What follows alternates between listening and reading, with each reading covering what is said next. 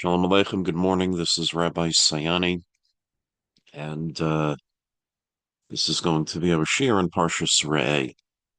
The shir is dedicated for Shlema for Italea Basredel and Chayabasi Basipora. So we're going to discuss a topic that is often not discussed too much.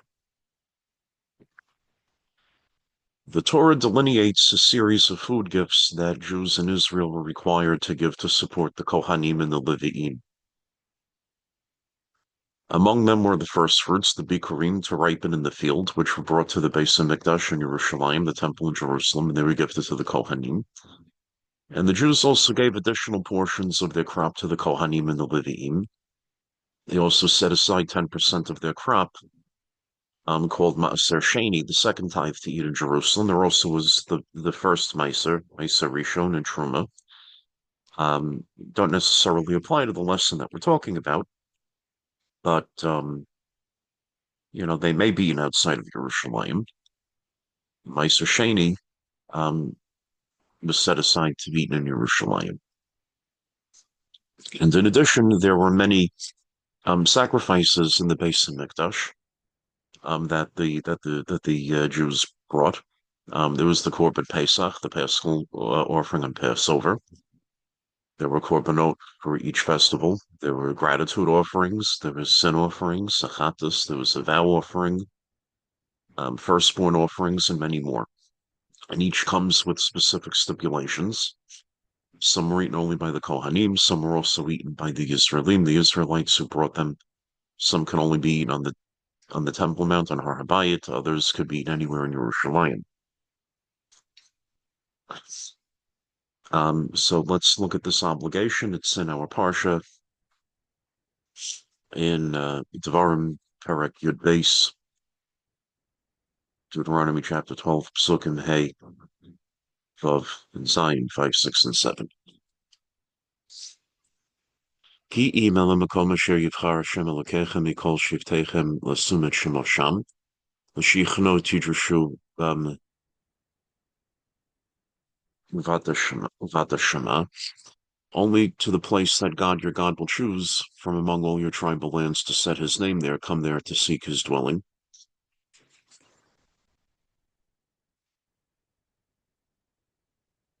V'havetem shema lotechem v'zivchechem vet masrotechem vet trumat yadchem v'yidrechem v'nitvotechem v'chorot bekarchem v'tzonchem.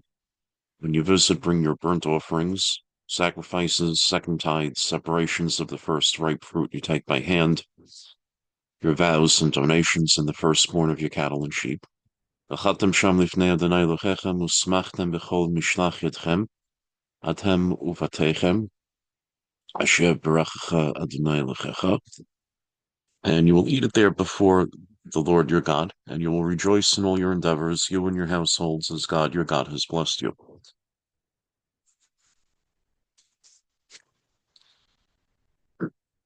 So in these passages, that first sets forth the obligation to eat our sacred offerings within the boundaries of Yerushalayim, Kodesh, Jerusalem, the holy city. At this point, we note that some laws in the Torah are phrased or presented as positive commandments, mitzvos aseh, obligations to do certain things, some as mitzvos lo ta'aseh, love, negative commandments, prohibitions against certain things. Some laws are both an obligation to do something in one way and a ban on doing it differently. So we just presented a mitzvos aseh, positive law, an obligation to eat these sacred foods in Yerushalayim. And we'll see an added prohibition now against eating them elsewhere, because the law has both elements. So this is Perek Yud Beis, Psukim, Yud Gimel, and Yud Zayin.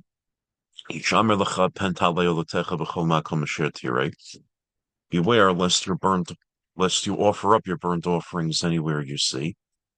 Lo tuchal lechol bisharecha, masur deganecha, v'tiroshecha, v'yitzarecha, v'chorot bekarecha, v'tzonecha, v'kol nederecha, sher tidor, v'nitvotecha, trumat yadecha. You cannot eat within your cities the second tithe of your grain, wine, or oil, or the firstborn of your cattle or sheep, or any of your vows that you will vow, donations or the separation of the first ripe fruit you take by your hand. So this is not just a repeat of our first reading. It presents the same law, but in the opposite direction, a ban on eating these foods anywhere else. So I want to look now at a discrepancy between the two verses here, Yud Gimel and Yud Zayin. In the first verse, Yud Gimel, the Torah tells us to beware of offering our burnt offerings outside of Yerushalayim. Beware, Hishamer Lecha, it's another way of saying it's forbidden. How do we know this? So the Gemara says this in several places. So I'll give an example. In Masechet Shavuot, Daf Dalet Amud Beit, Daf Dalet Amud Aleph, Tractate Shavuot 4a, Gemara tells us, Rabbi Avin Amar Rabbi Ilya, Kol Makom Shenemar Hishamer Pen Be'al Eno Ela Lo Ta'aseh. Rabbi Avin says, the Rabbi Ilya says, wherever it's stated, observe or lest, or do not, wherever it says Hishamer, Pen Be'al Eno Ela Lo Ta'aseh, it is nothing other than a Lo Ta'aseh, a prohibition. The second verse outright says we cannot, Lo Tuchal. Right. What do you mean we can't? Like we're not permitted to, but why can't we? Right? The Torah gives us free choice. Who prevents us from carrying out our offerings out of Yerushalayim and eating them there? Why does the Torah say we can't? When children are asked to do something, they sometimes say they can't mean. They sometimes say they can't when they mean that they won't. The Torah doesn't necessarily do that, right? The Torah is not into playing games. The Torah says precisely what it means. So why does the Torah say you can't? So let's look at Rashi, Pasuk Yud Zayin. Let's look at how Rashi attempts to resolve this.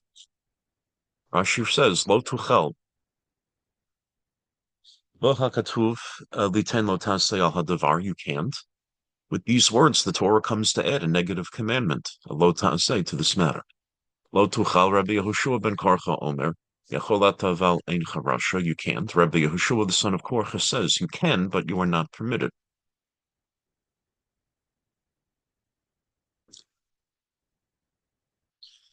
Kayotsebo, the Edcha Yevusi Yosha Yerushalayim lo yachlu b'nei Yehuda, lo horisham yecholim hayu ela she'enan rishayin, lefi shekaret lechem avraham brit ke shelakach mehem me'arat hamachpela, kach mefarsh b'pirkei de Rabbi Eliezer v'hu shenemar. Ki im hisircha ha'ivrim v'chapischim, tzlamim shekadvo aleichem et hashvua. And we can find an example in the following passage, says Rashi. So we have a pasuk from the book of Joshua, from Yehoshua, Perek Ches-Vav, pasuk Samech Gimel, chapter 15, verse 63. The verse there says, as to the Yevusim, the Jebusites, the inhabitants of Yerushalayim, the children of Yehuda could not drive them out. They could, but they were not permitted. Why? So Avraham purchased the cave from the Hittim, the Hittites, not the Jebusites, not the Yevusim. However, though, they are the same people. The name Yevusim refers to their city, Yerushalayim, which was called Jebus at that time. Right, so they could, but they were not permitted, and this was because Avraham Avinu, he made sort of a non-aggression pact with them when he purchased Marach HaMachpelah, when he purchased the cave of Machpelah in Hebron from them, as it's brought in Pirkei Rabbi Eliezer. And this is why when David HaMelech was about to drive out the Yevusim, they said to him, unless you take away the blind and the lame, you may not enter. This is in Shmuel Beit, 2 Samuel, chapter 5, verse 6. This was a reference to the images that stood at the gates upon which they inscribed the oath that Avraham had taken regarding the Jebusites, the Yevusim. Now, this verse we have in Shmuel In Shmuel Beis, Rashi on this pasuk explains that they called the two images blind and lame to refer to Yitzhak, who was blind in his old age, and Yaakov, who was temporarily lame after he had the encounter, the struggle with the angel. Um, the message was that descendants of Abraham powerless against them due to the oath of Abraham. Um,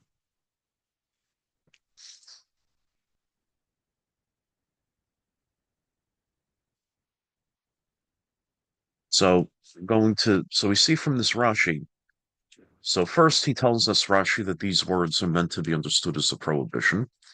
Then Rashi states our question is fact. You can, but you're not permitted. Rashi never asks or answers why the Torah says you can't. And then Rashi gives another example when the Torah uses the phrase you can't when it means you're not permitted. So why does Rashi sort of open the door to the question but stop short of asking or answering it? And why does he provide another example where the Torah uses the same language, right? How does this help us? It's poignant. It's especially poignant since Rashi only cites examples when they help us understand the answer. So what is the answer and how does this example help us understand it?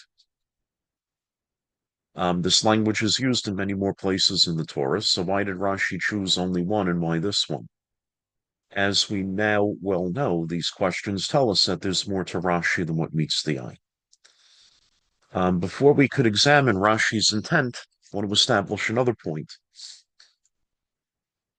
There are occasions, when the Torah will refer to prohibitions as inabilities, and they fit into three neat categories. And we see this in a commentary known as Haktava HaKabbalah. It's a great parish that is intended to demonstrate the indivisibility of Torah Shabbat and Torah Shabbal Peh, the indivisibility of the written and oral Torah. So on the pasuk Yud Zayin, Hakatava HaKabbalah, Rav Yaakov Svi Mecklenburg tells us as follows. Says, Ein hebdel bein chanimna min hadavar shesibato chasron yechaleto levein chanimna mesibat chatzon chamitzvah alav. Lachein bechol makom אחרי שהזהיר על הדבר לבלי עשותו יאמר אחר כך, לשון לא תוכל. אחרי שהזהיר לא תראה את שורכיך וכולי. נדחים והית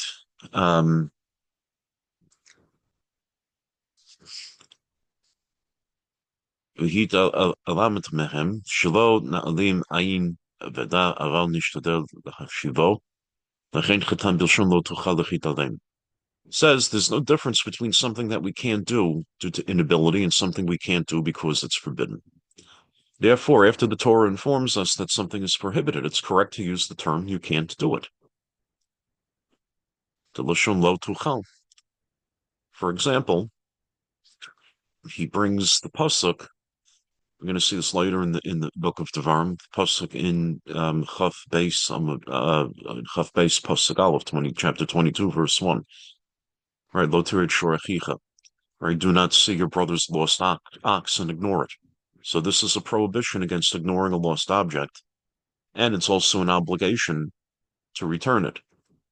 After this, the Torah correctly concludes with, you cannot ignore it.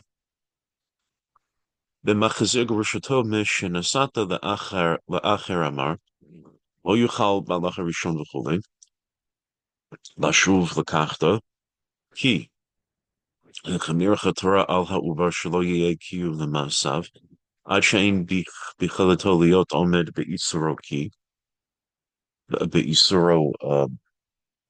כי, דבר לך חזיר גרושתו כופן אותו לחוצי. Second category, he says, is concerning a person who remarries his grusha. So, man has a divorce, he remarries his divorcee after she was married to another man and divorced. Torah tells us that the first husband cannot remarry her, cannot marry her again. We'll see this later, also in Sefer Devarim. This is brought in Perek Chaf Daled Pasuk Daled, chapter 24, verse 4. In this case, one cannot, because the Torah is very stringent. It does not allow the marriage to stand. And it explicitly states the one who transgresses and remarries his divorcee is required to divorce her.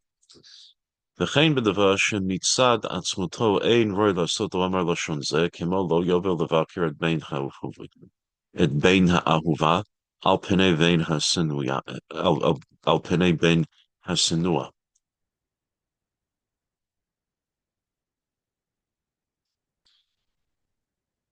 כי איך יקיים לדבר שאין בו ממש, ואין בכללתו לקרוא את שם הבכור למי שאינו באמת. The same applies to prohibitions that are inherently untenable. So if a person has two wives, which the Torah technically allows, the cherem of Rabbeinu Gershom notwithstanding nowadays, or Dina de Malchusa, secular law, but really polygamy, is not inherently prohibited. So if a person has two wives, one who he loves, the other he despises, and both give birth, but the despised wife gave birth first, he cannot award firstborn rights to his child from the beloved wife ahead of the child of the despised one. This is brought in Devarim Perachaf Aleph, chapter 21, Pasuk Yud Vav, Pasuk Tet Zayin, I should say. One cannot, because this child was not born first. It would be a lie, and a lie cannot stand. Then he brings a third category. He says, "V'chein b'mitzvah ninoi chamelech, shemitzadcha musar chachiyuv b'shmo l'chol asher yetzaveh, v'yuchal liyot sheyetzaveh chamelech devar hamanoa lanu mitzad haTorah lasoto, o yimna otanu mila'asot devarim hamechuyavim lanu la'asotam. L'chein asfar notenet shelo nimna aleinu ish aminimus acher, l'chein amar Torah lo tuchal letet alecha ish nochri." The third category is the commandment to appoint a king. It's untenable with a non-Jewish king. Torah requires that we obey every instruction of the king. A Goyish king might instruct us to do something the Torah forbids or to refrain from something the Torah requires.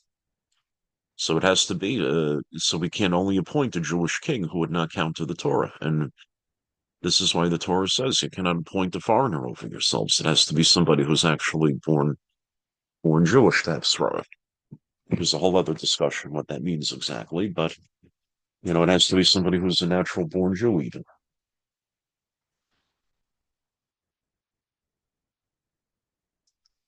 Now, Seva Kabbalah might divide the categories a little bit differently, but we sort of leave parts of the text to present the categories as the Bavish Rebbe divide them. So this reading presents three circumstances under which it's correct to say we cannot. Right? One, after the Torah has already stated a prohibition, it sometimes comes back and says you can't do it now that it is forbidden. For example, after the Torah forbids us ignoring a lost item, it tells us we can't ignore it.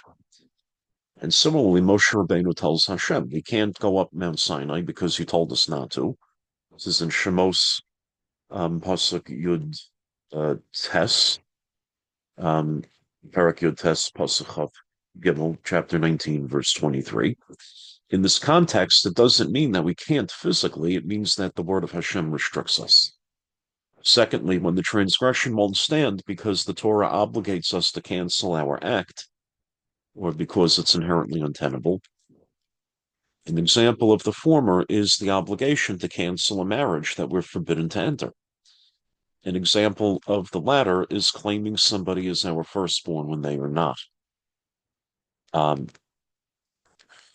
Like the Rebbe will explain it somewhat differently. He says we can't confer firstborn rights to this child because the Torah blocks it. Right? So the Rebbe is focusing on the rights rather than whether the baby was born first. Thirdly, when altering the mitzvah is inconsistent with the nature of the mitzvah. So when altering the commandment is inconsistent with the nature of the commandment. So an example would be appointing a non-Jewish king.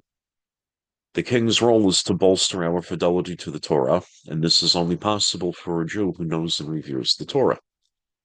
Another example is when Hashem tells Moshe Rabbeinu, you cannot see my face, because humans cannot see me and live. Kitisa, Shemos Lamed Gimel, chapter 33, Pasuk Chaf, verse 20. You cannot see me, says God. That is only possible for one who can survive it.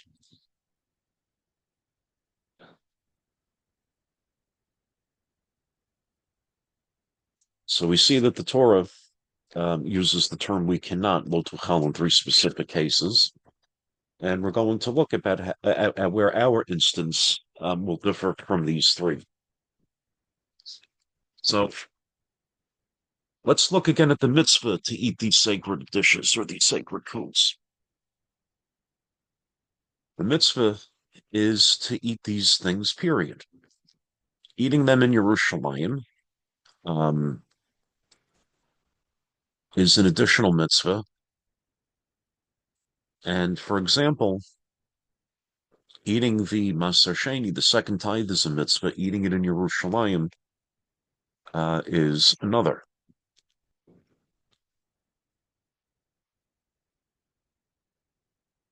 If you can only fulfill one of these mitzvahs, it would seem reasonable to do at least that one. So, for instance, if you can't bring your Maser Sheni to Yerushalayim, you might assume that you have to eat it at home. So,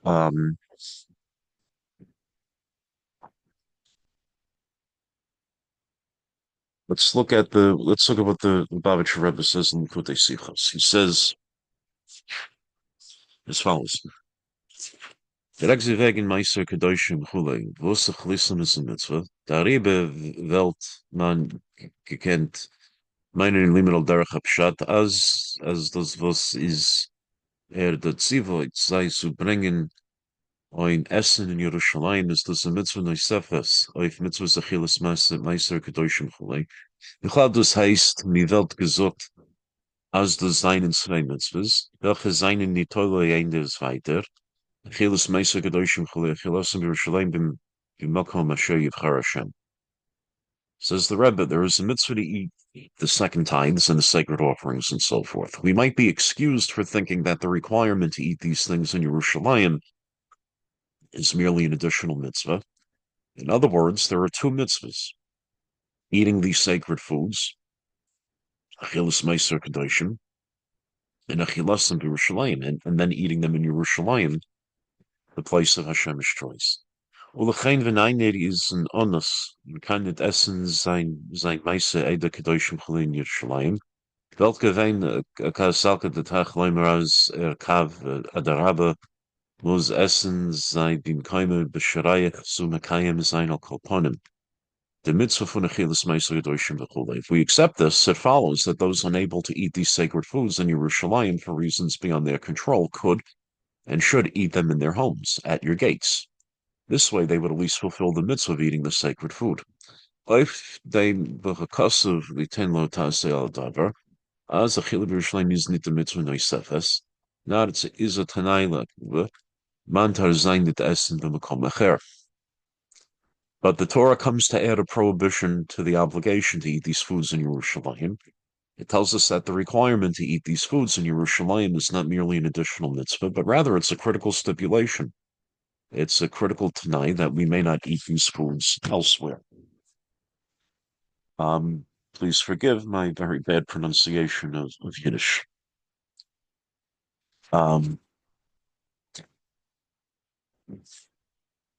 So as long as there's only an obligation to eat the second tithe, the Ma'aser Sheni in Yerushalayim, and is there no prohibition against eating it elsewhere? It makes sense to assume that if you can't eat it in Jerusalem, you must fulfill the obligation to eat it wherever you are. When Rashi says, Yacholat, you could eat it, he didn't just mean we have the physical capacity to eat it. He suggested that we have the capacity and obligation to do a mitzvah by eating it outside Yerushalayim. The Torah adds a prohibition against eating it outside Yerushalayim, making the mitzvah impossible to fulfill elsewhere. The Torah expresses this restriction with lo tuchal, you can't, meaning that while the mitzvah exists, we're barred from performing it outside Yerushalayim. So this is a unique type of you can't that doesn't fit neatly into any one of the three categories we explored earlier. Rashi emphasizes that this is not a typical prohibition. It uniquely prevents us from fulfilling a mitzvah rather than nullifying it. The mitzvah remains, but the Torah blocks access to it, as if it is locking it away and taking the key. Either go to Yerushalayim or forfeit the mitzvah. So do we have a precedent for this? Yes, it is the story of the Yevusim, the Jebusites. So let's take a closer look at the story of Abraham's oath to the Yevusim. So Sarah Imenu passes away, and Abraham needed to find a burial plot for her. Abraham owned lots of land in Canaan, but he had his eye on a particular plot, and he attempted to purchase it from the Yevusim, from the Jebusites. So this is Pirkei Rabbi Eliezer, Perek Lamed Vav, chapter 36. It says, Nichnas Abraham acharav u'matza sham Adam harishon ve'ezro shochavim al hamitot. Lefichach chamed chamara la'achuzat kever. That Abraham went into the cave and discovered Adam Harishon and his wife Chava in repose on their resting places. He therefore desired it as a burial plot for his family. Amar livnei yevus liknot nechem et marat hamachpela b'machar tov v'zachav uvichtav la'achuzat kever olam lo kiplo hanashim alechem yitchil koya mishtachave alechem shneimor vayishtachu Abraham lifnei amaretz. He asked the men of Yebus to sell the cave to him at a generous price, payable in gold, and with a deed for use as a burial place, but they turned him down. He began to prostrate before them, as the pasuk says, and Abraham bowed before the people of the land. Right, gracious. It's brought in Perek Chaf Gimel, chapter 23, pasuk Yud Beis, verse 12. Amru Anu yodeim she'atid HaKadosh Baruch Hu liten lecha l'zaracha lekol haaretzot ha'ele kerot imanu shavua she'en Yisrael yoshim et ir Yevus im birtzonam va'achar kach kana et hamachpela v'chazachav uvichtav olam lachuzat olam. They said, we know that God will grant you and your offspring this land, so strike an oath covenant with us that the Israelites will not inherit the city of Yevus without the consent of the Yevusim. And after this, Abraham purchased the cave for a golden price with perpetual deed for perpetual possession.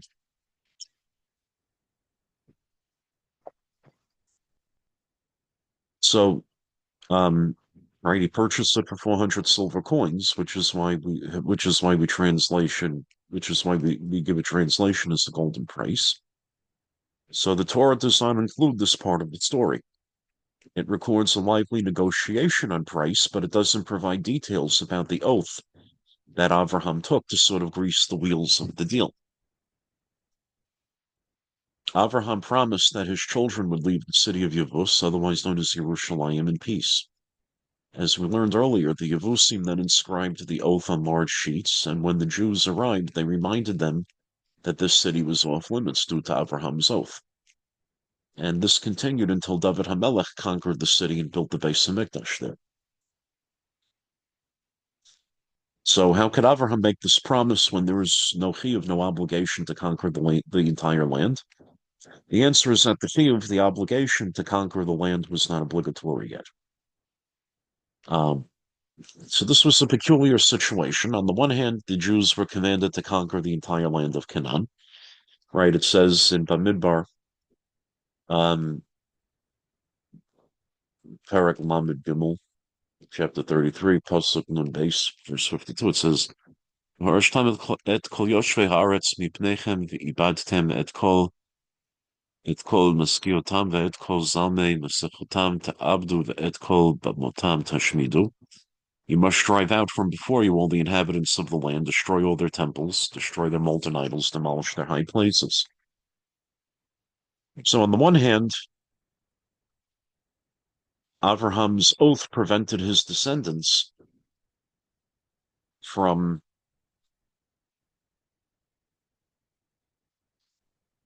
fulfilling this mandate. So they did not conquer Yerushalayim upon entering it. The ban enforced by the oath overrode the mitzvah and remained in effect, preventing the Jews from performing the mitzvah.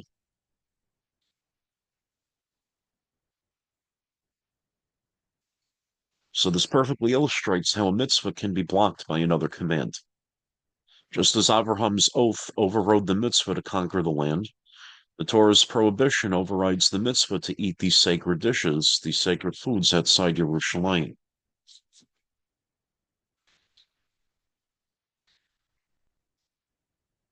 So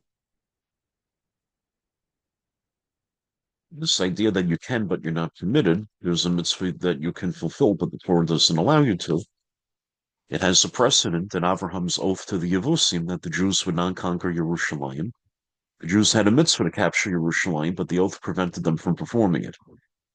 So we'll explore why a human oath prevailed over a divine commandment. So something remarkable about this story with the Yevusim has yet to be unpacked. We compared the story to an Isser, to a prohibition that keeps us from doing a mitzvah, but the comparison is somewhat shaky.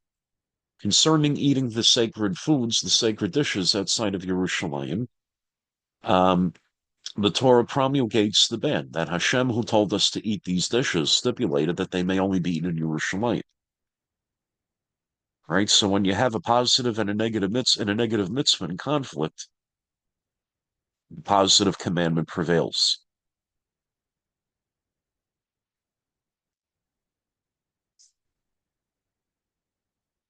Right?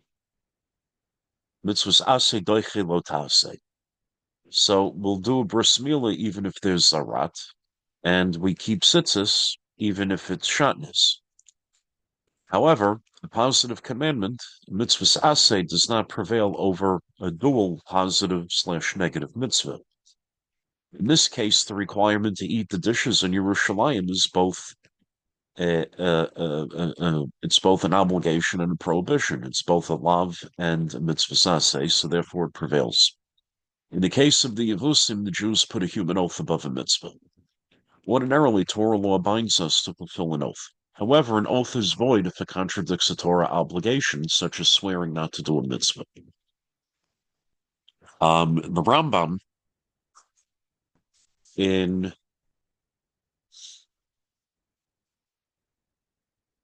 the Mishnah Torah discusses this. So let's take a look in the Rambam.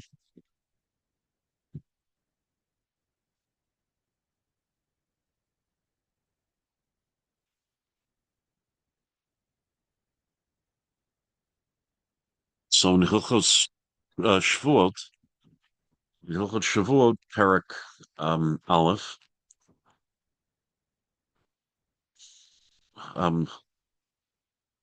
Halachas Daled through Zayin. The Rambam says as follows. It says Shavuot Shaveh Shenishba Levatel et HaMitzvah Ketzad. So an oath taken in vain includes taking an oath to violate a mitzvah. Ketzad, what does this mean? כגון שנשמע שלא יתעטף בציצית, שלא ילבש תפילין ולא ישב בסוכה בחג הסוכות, ולא יאכל מצה בלילי הפסח, או שיתענה בשבתות ובימים טובים, וכן כל כיוצא בזה. So if one swears not to wrap himself in tzitzit, not to put on tefillin, not to dwell in the sukkah during Sukkot, not to eat matzah on Passover night, nor to fast on the Shabbosim and the Yom Tovim, or other similar oaths. So if we are obliged by HaShem, we can't annul the obligation through an oath. After all, whom should we listen to more, the words of the master or the words of the servant? Yet in this case, the Jews obeyed Abraham's oath above Hashem's instruction. Why? So there is a concept known as Chilul Hashem, desecration of God's name. In Vayikra, Perek Chaf Beis, Pasuk Lamed Beis, chapter 22, verse 32. Torah says, "V'lo tchalo et shem kodshi v'niknashti b'toch b'nei Yisrael." Do not desecrate my sacred name, and I will be sanctified among the children of Israel. We must not desecrate Hashem's name. We're obligated to bring glory to the name of Hashem. While public transgressions are obvious violations, there are more subtle forms. When someone known for Torah and pious act and piety, they act in a way that, while not forbidden, seems unbecoming, that too is a Chol Hashem. It desecrates Hashem's name. So we're going to look at a very important passage in the Gemara. This is in Masechet Yoma. Masechet Yoma Daf Pei Vav Amid Aleph. Yoma 86a. Hashem. How is Hashem's name desecrated? Asks the Gemara. V'hafta et Hashem Elokecha she'eh Shem Shemayim yitechev al yadecha she'eh koreh v'shoneh u'meshamesh talmidei chachamim v'eh masa'o matano benachad im chabriot machabriot omerot alav ashrei aviv shelimdo Torah ashrei rabo shelimdo Torah oy lachem labriot shelo lamdu Torah pluni shelimdo Torah ve'u kama na'im derachav kama metukanim na'asav alo hakatuv omer Vayomer li avdi ata Yisrael asher b'cha et pa'ar. It says, and you shall love the Lord your God. Make Hashem from the Shema, right, from last week's Parsha. Make Hashem's name beloved. When those who study, review, and apprentice under Torah scholars are pleasant towards others, what do people say? People say, praiseworthy are their fathers and teachers who taught them Torah. Woe unto those who did not learn Torah. See how beautiful and pleasant is the behavior of those who study the Torah. It is of such people that the Torah says, and God said to me, you are my servant Israel in whom I glorified. So that's an ideal case, when students of Torah act in a good way, in a positive way. Unfortunately, we very often see the opposite. Aval mi sheko'eh v'shoneh u'meshamesh talmidei chachamim ve'ein masa'o matano b'emunah ואין דיברו בנחת עם חבריות מה חבריות אומרות עליו. אוי לא לפלוני שלמד תורה, אוי לא לאביו שלימדו תורה, אוי לא הרבו שלימדו תורה. פלוני שלמד תורה, ראו כמה מקולקלין מעשיו וכמה מכוערין דרכיו, ועליו הכתוב אומר, ואמור לכם עם השם אלה ומארצו יצאו. What do people say of those who study, they review, they do shimush under Talmidei Chachamim, but they don't deal honestly, right? They're dishonest in business, right? So the exact lashon of the Gemara,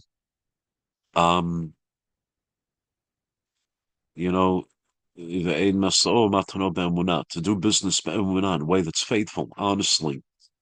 That's the lashon that the Torah uses to describe somebody who's a ben olam haba, person, very famous Gemara, right? They go before the yeshiva shalmala, person who does that, is a ben olam haba. Person who does the opposite, we see, religious Jew, ben Torah, so supposedly who does the opposite. This is a chil Hashem. People will look at him and they'll say, woe is to those who study Torah, woe to their fathers and teachers who taught them Torah. See how degraded their behavior is and how ugly their ways are.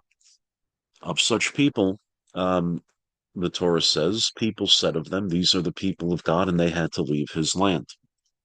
So a visibly Jewish person, from Jewish person,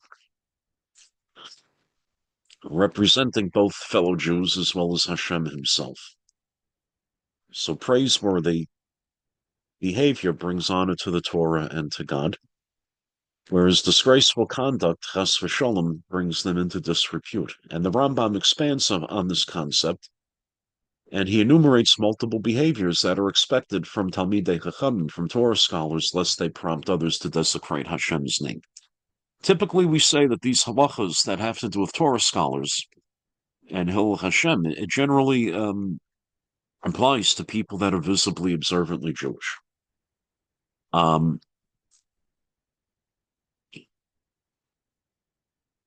heard that from Rabbi Yisachar Frand as well as from others, that we have to look at these halachas,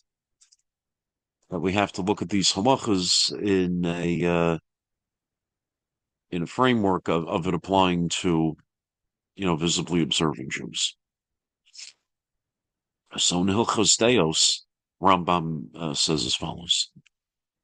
He says, Kashem shechecham nikar b'chachmato ובדתותיו וכו' מובטל בכם משאר העם, כך צריך שיהיה ניכר במעשיו, במאכלו ובמשקהו, בבילתו ובעשיית זרחיו, ובדיבורו, ובחילוכו, ובמלבושו, וחלקול דבריו, ובמסעו, ובמתנו, ויהיו כל המעשים האלו נעים ומתוקנים ביותר. That just as Torah scholars are recognized by their wisdom and their temperaments, which distinguish them from others, so should they be distinguished by their actions. Their actions should be exceedingly becoming and befitting, including their eating, their drinking, their marital intimacy, the way they relieve themselves, their speech, their manner of walking, their wardrobe, financial management, and business dealings.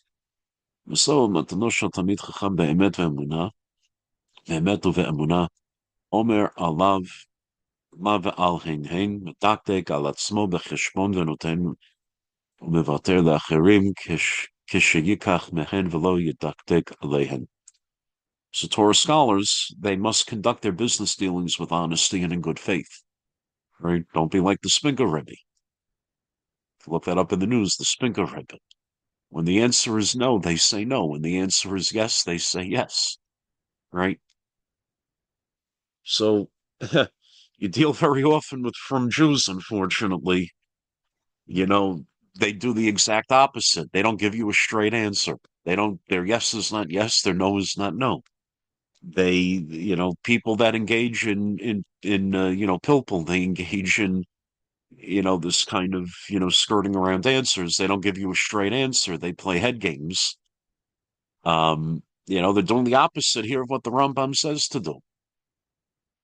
Right? מדקדק על עצמו בחשבון ונוטה ומטה לאחרים כשייקח מכן ולא ידקדק עליהם. Right? So you got to be a person of your word, straightforward. They should be stringent with their accounting and give and yield to others when they purchase, but never demand what they are owed. Halavai, if only we all acted this way. ונותן דמך מכך לאלתר ואינו נעשה לא ערב ולא קבלן ולא יבוא בחרשעה. מחייב עצמו בדברי מקח וממכור במקום שלא חייבה אותו תורה, כדי שיעמוד בדברו ולא ישנהו, ואם נתחייבו לא אחרים בדין, מעריך ומוכל להן, ומלווה וכונן, ולא ירא לתוך אומנות חברו ולא יצר לאדם לעולם בחייו. They pay for their purchases immediately. They do not act as guarantors, nor do they accept objects for deposit or act as debt collectors for lenders. They accept obligations in matters of commerce for which the Torah does not hold them liable. They never betray their commitments. If others owe them money by law, they grant extensions and pardons. They make loans and bestow gifts. They do not encroach upon another's occupation, nor cause somebody discomfort. כללו של דבר יהיה מנחה נרדפים ולא מנחה רודפים, מנחה נעליים ולא מן האויבים.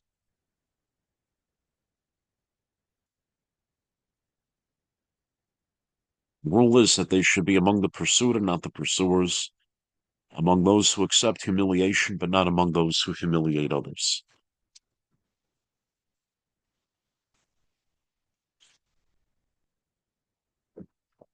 Beautiful.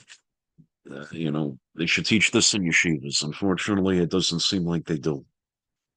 So the Rambam clearly describes a way of life that goes beyond the letter of the law. This is acting lifni mishorat hadin. So people associate HaShem with kindness, generosity, refinement, and compassion. And when people who are supposed to represent God act in the opposite, you have, you have the Hasidic slumlord, the grumpy Jewish slumlord with, payas doesn't exactly fit into this image. The Shylock doesn't exactly fit into this image of what HaShem is saying we have to act like. So, the Jewish slumlord, the Shylock, etc., these are all things that cause a Chilul HaShem. When somebody who is supposed to represent Hashem is stingy, they're coarse, they're unkind, it reflects badly on God.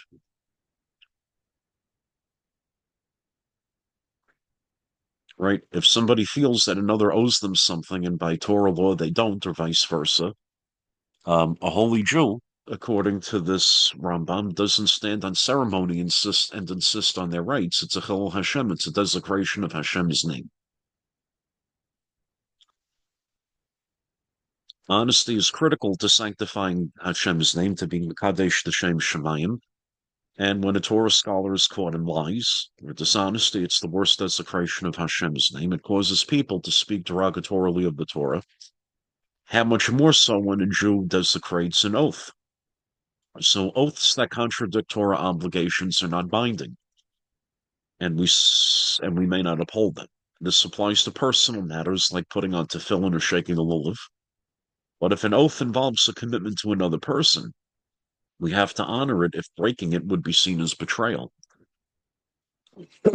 This is not about our dignity, but it's about upholding God's honor. Moreover, it is not just an ethical value, but it's a double mitzvah. Right? We saw the pasuk in Vayikra that the Torah commands us to sanctify Hashem's name and to not desecrate his name. So let's return to the Yevusim, the Jebusites. They demanded an oath from Abraham to protect them from Jewish conquest. The oath was invalid since it contradicted Hashem's command to drive them out. Ordinarily, keeping such an oath would be forbidden. However, the Yevusim believed it was binding. Unaware of the Torah's command, they would have viewed its violation as betrayal, bringing not just their scorn, but more critically scorn upon God. Conquering Yerushalayim under these conditions would have been a Chilul Hashem. This mirrors the case of eating sacred foods outside Yerushalayim. The mitzvah exists, but a double mitzvah bars its fulfillment. And similarly, the mitzvah of Yeshavaretz, dwelling in the land, conquering Israel, was overridden by a dual obligation to uphold God's honor.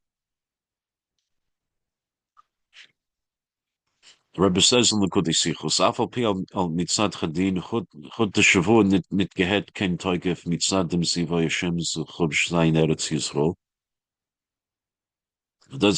Von das wir gehen wir bald aus Lefidas, ha Yevus in chud teshavu gehat der Toike wie soll gehen bald in sich nicht gerecht mit der Shavua.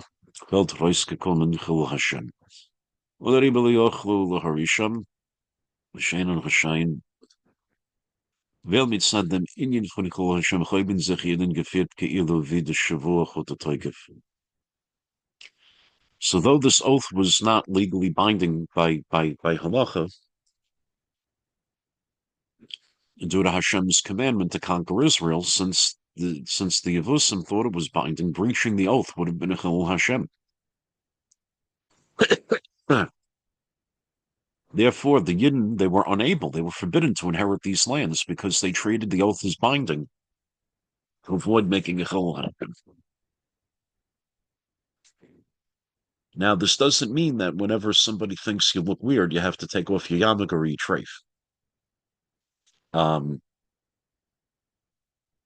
Right? Those are mitzvahs, bein adam l'makom, not bein adam l'chavera. Those are mitzvahs between you and Hashem. They're not impacted by what others think because those opinions are based on prejudice. But if the matter is an obligation between you and another person, and by their logic, you're obligated, and the Torah says you're not, the mitzvah of sanctifying Hashem's name kicks in. So it's interesting. So let's look at the let's look at the Yevusim. So the way we treated this oath. So what's interesting is that you had a similar phenomenon that actually played out with the Gibeonites, with the Givonim.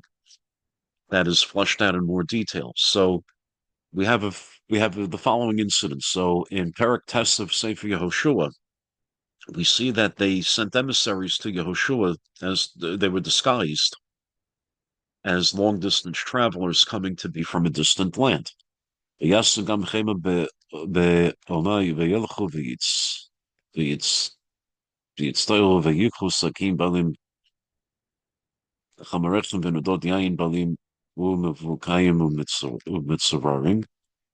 It says that they resorted to cunning, the Givonim. They set out in disguise. They took worn out sacks for their donkeys, worn out water skins that were cracked and patched.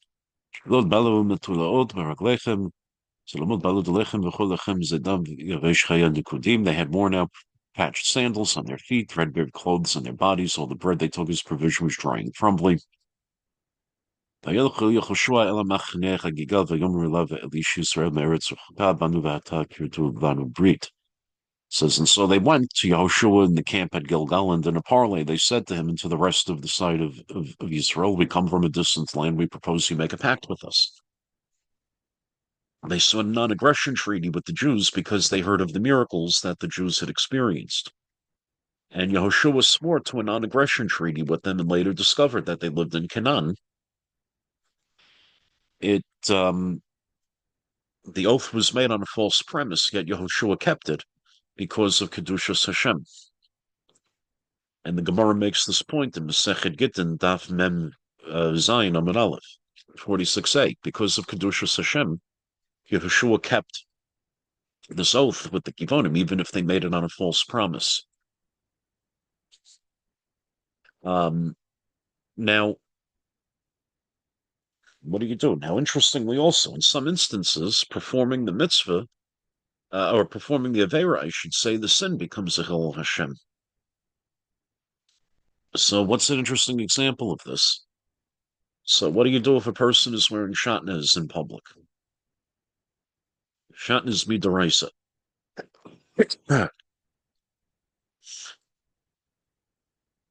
Somebody wears a garment that's shatnez midaraisa, we have to tear it away from them even in public, even if they're going to be left disrobed in public. The Gemara Masechet Brachot Daf Yud Tes Amud Beis says, Amarav Yehuda Amarav, what's a kilayim bevido for shetana filu bashuk? My tama ein choichma ve'ein tavuna ve'ein eitzel leneget Hashem kol makom sheishloch Hashem ein cholkin kavod l'rav. So, to what degree the Gemara is asking, does preserving human dignity, kavod habriot, take precedence over mitzvahs enumerated in the Torah? So, Rav Yehuda says that Rav says that one who discovers shatnez, kilayim, they have shatnez midaraisa, wool and linen in his garment. He has to remove them even in the public marketplace. He can't wait until he reaches home. What is the reason for this? They bring a pasuk from Mishlei that there is neither wisdom nor understanding nor counsel against HaShem. From here, the general principle is that anywhere where you have desecration of Hashem's name, one does not show respect to the teacher is derived. In other words, Chilul Hashem trumps kavod habriot. Now, Shulchan Aruch qualifies this, I should say, in Yeridea,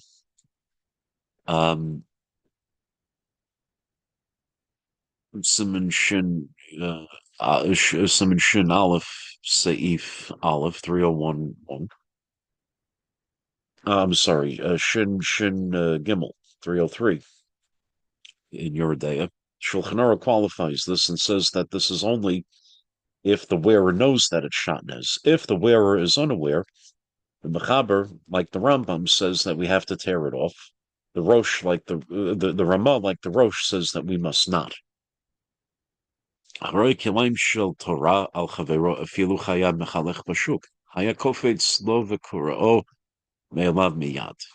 it takes it off. So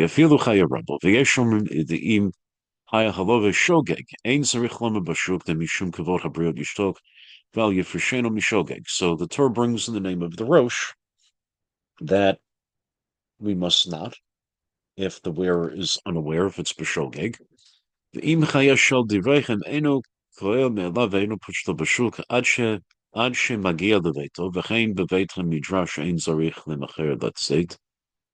to the Torah, so if it's from the Torah, we tear it off. But if it's shatnez midarabanan, we do not tear it off because of kavod habrios. So what do we have from this? So if people think you're mistreating them, stop it, even if you're right, because we owe it to Hashem. Standing on ceremony, if it'll result in somebody saying negative things about the Torah, about the Jews, about Hashem, then we're going to be responsible. It's not because of your kavod abrios. It's not because of your own personal dignity. It's because of kavod shem shemayim. It's because of the honor of the name of heaven.